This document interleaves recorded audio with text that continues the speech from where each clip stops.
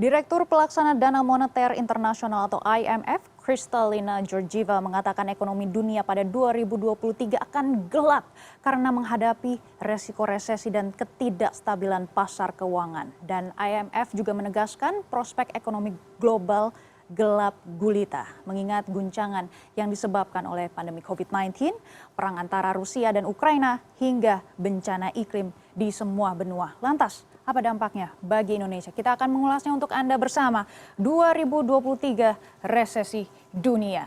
Dan mari kita lihat bersama, resesi ekonomi adalah momok bagi semua negara di dunia dan fenomena ini memengaruhi sektor pajak, investasi, bahkan kualitas hidup masyarakat. Dan perekonomian global belum sepenuhnya pulih dari dampak pandemi COVID-19. Seperti IMF, Bank Dunia, dan juga Presiden Joko Widodo juga mewanti-wanti adanya ancaman resesi. Dan Pak Jokowi juga menegaskan kembali mengenai resesi global tahun ini sulit dan tahun depan sekali lagi saya sampaikan akan gelap dan kita tidak tahu badai besarnya seperti apa, sekuat apa dan tidak bisa dikalkulasi.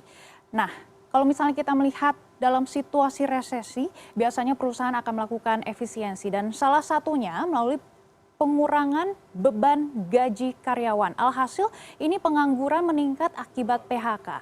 Dan seperti fresh graduate juga akan sulit mencari pekerjaan karena perusahaan berusaha memangkas karyawan. Dan kita akan melihat apa sebenarnya penyebab resesi global. Kita lihat kenaikan laju inflasi dunia ini meningkat, bukan hanya di Indonesia saja, kita bisa melihat kalau misalnya di negara maju seperti di Inggris, di Amerika Serikat ini kenaikan laju inflasinya sangat-sangat tinggi, ini sudah mencapai rekor tertinggi.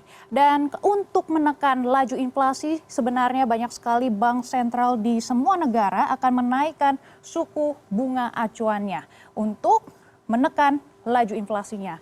Dan kita tidak boleh lupa apa sebenarnya perlambatan ekonomi. Ini sebenarnya pemicunya adalah COVID-19. Jangan bosan ya dengan COVID-19 ini karena banyak sekali dampak yang kita rasakan saat ini.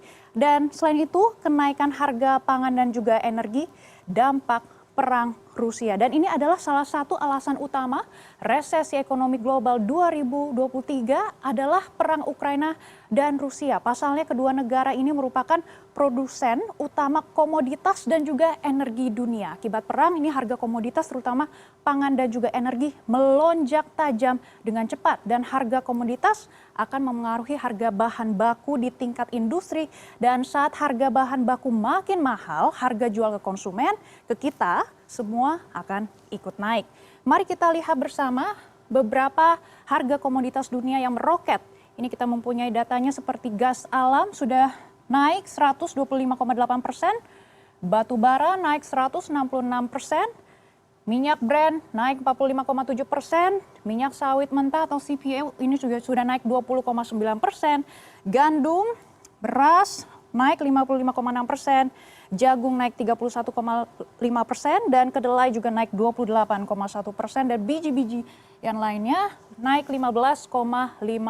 Kenaikan harga komoditas ini sebenarnya sangat mendorong inflasi dan kita juga melihat Indonesia sebagai negara komoditas ini sangat penting untuk menyoroti harga-harga komoditas. Dan bagaimana dengan proyeksi pertumbuhan ekonomi skenario resesi global? Kita lihat secara keseluruhan ekonomi global di tahun 2022 ini diprediksi akan bertumbuh 2,8% dan di tahun 2023 ini sangat melihat angkanya ini kita semuanya deg-degan ya, soalnya ini sudah di bawah 1%, yakni 0,5% dan di tahun 2024 mencapai 2%. Ini kita semua lagi pilpres, ini juga sebenarnya akan menjadi sorotan utama kita semua bagaimana nanti presiden selanjutnya menangani ekonomi Indonesia. Dan kita melihat ekonomi negara maju, ini sudah terlihat ada minusnya di sini. Ini juga menjadi sorotan kita semua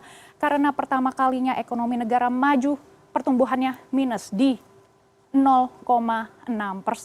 Dan selain itu kita juga melihat ada ekonomi negara berkembang di sini dan Indonesia juga masuk ke kategori negara berkembang di tahun 2022 ini naik 3,5%, di tahun 2023 diprediksi akan naik 1,8% dan 2024 ini pertumbuhannya akan mencapai 3,4%.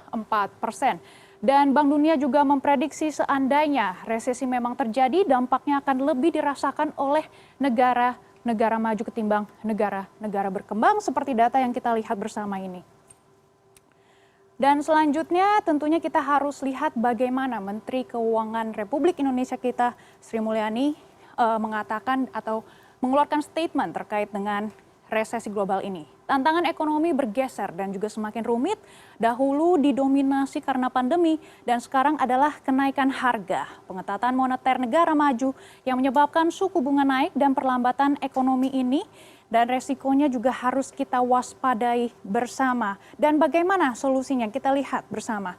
Ini adalah beberapa catatan dari Bank Dunia, IMF. Mereka sebenarnya mengeluarkan beberapa saran untuk pemerintah Republik Indonesia untuk menjaga pemulihan ekonomi tetap tumbuh dan daya beli masyarakat terjaga dan juga APBN dijaga tetap sehat dan kuat untuk menghadapi tantangan resesi global.